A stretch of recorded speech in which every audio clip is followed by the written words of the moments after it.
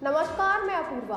आप देख रहे हैं द सहारा न्यूज चैनल। आइए नजर डालते हैं आज की कुछ खास खबर की ओर। सूदखोरों से परेशान बाप बेटे ने बुधवार रात घर से 1.5 किलोमीटर दूर बेटाबंद फाटक के पास पहुंचकर सल्फास खा लिया। दोनों को उपचार के लिए दिल्ली के जीटीबी अस्पताल में भर्ती कराया गया था, लेकिन वहां 2 घंटे के अंतराल में दोनों की मौत हो गई। उनकी जेब से सुसाइड नोट मिला है, जिसमें अपनी मौत के लिए ममेरे भाई की पत्नी को जिम्मेदार ठहराया है। पुलिस ने आरोपी के विरुद्ध रिपोर्ट दर्ज कर ली है। मूल रूप से बागपत जनपद के गांगनौली गांव के रहने वाले सुधीर जैन 50 गत करीब 20 वर्षों से परिवार सहित लोनी की उत्तरांचल कॉलोनी में किराए की मकान में रह रहे थे। उनकी पत्नी सुनीता की करीब 4 वर्ष पूर्व मौत हो चुकी है।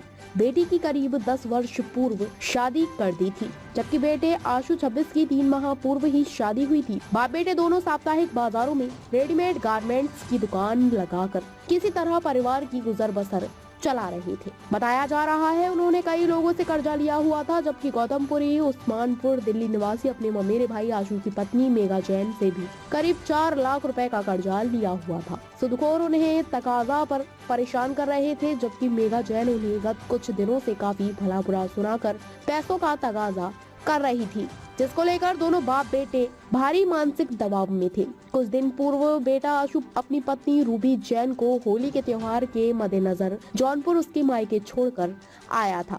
घर में बाप बेटे अकेले थे। बुधवार रात करीब 8 बजे दोनों घर से करीब 1.5 किलोमीटर दूर बेटाबंद फाटक के पास चले गए और वहां दोनों ने एक ठेली पर चाट बेच रहे युवक से पानी लिया और उसमें सल्फास मिलाकर पी लिया, जिसके बाद दोनों बेहोश हो गए। उनके एक साथी ने उन्हें इस हालत में पड़ा देख उनके तैरे भाई अंकित को सूचना दी, जिसके बाद परिवार के अन्य सदस्य मौके पर पहुंचे और उन्हें उपचार के लिए दिल्ली के जीटीबी अस्पताल में भर्ती कराया था, लेकिन वहां रात में करीब 10 बजे सुधीर जैन की मौत हो गई, जबकि रात में ही करीब 12 बजे आशु जैन ने भी दम तोड़ दिया।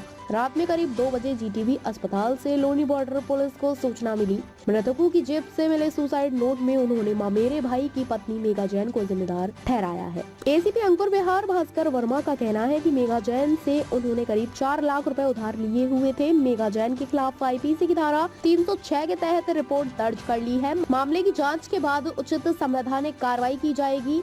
नंदनगरी दिल्ली के शमशान में किया अंतिम संस्कार। मृतक सुधीर जैन के भतीजे अंकित जैन ने बताया कि गुरुवार शाम करीब 4 बजे पोस्टमार्टम के बाद शव लोनी पहुंचे। दोनों का नंदनगरी दिल्ली के शमशान पर अंतिम संस्कार किया गया। 3 माह पूर्व हुई थी आशु की शादी। मृतक आशु जैन की शादी करीब 3 माह पूर्व जौनपुर से रूबी जैन के साथ हुई थी। रूबी की यह पहली होली है, जिसके चलते आशु उसे हाल ही में उसके मायके छोड़कर आया था। मोहल्ले के लोग अचंभित रह गए।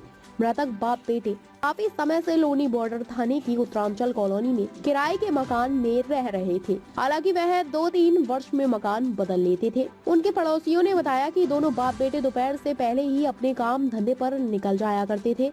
उनके घर पर कर्ज लेने के लिए मेघा अपने पति आशु के साथ आया करती थी और उन्हें जमकर खरी खोटी सुनाती थी। बताया जा रहा है बुधवार दोपहर भी मेघा जैन और उसका पति आशु जैन उस पर तगाजा करने आए थे और उससे खरी खोटी सुनाकर गए थे, जिसको लेकर वे भारी मानसिक तनाव में थे, जिसके चलते उन्होंने फांसी लगाकर आत्महत्या कर ली है। सुसाइड नोट में कर्ज बताया आत्महत्या का कारण। मृतक सुधीर जैन और बेटे आशु जैन ने सुसाइड का कारण कर्ज बताया। लोनी बॉर्डर थाना प्रभारी ने बताया कि सुसाइड नोट में सुधीर जैन और आशु जैन ने लिखा है कि उनके ऊपर काफी कर्ज हो गया है, जिसके चलते वह आत्महत्या के लिए विवश है। जबकि बुधवार को मेघा जैन ने उसे मोबाइल पर तेज आवाज में डांटते हुए कहा था कि अगर उसके पैसे नहीं लौट आए तो वह कोई दूसरा सख्त कदम उठाएगी, जिसको लेकर वह भारी मानसिक दबाव में आ गए थे। एसएन टूर एंड ट्रेवल्स, हमारे यहाँ शादी व पार्टी के लिए सभी प्रकार की लग्जरी गाड़ियाँ बुक की जाती हैं एवं श्री खाटू श्याम व चारों धाम यात्रा के लिए हर समय बस, कार, टेम्पू, ट्रेवल्स एसी वाली गाड़ी उपलब्ध है। शादी के लिए लग्जरी गाड़ी Audi, Jaguar, Ertiga, Swift Dzire हर समय उपलब्ध है। डोली के लिए लाइट द्वारा गाड़ी भी सजाई जाती है। संपर्क करें मोबाइल नंबर 8920562883 8527929881। ताज़ा खबरों से जुड़े रहने के लिए हमारे चैनल को सब्सक्राइब करें और बेल आइकन को दबाना ना भूलें, ताकि हर खबर की नोटिफिकेशन आपको मिलती रहे।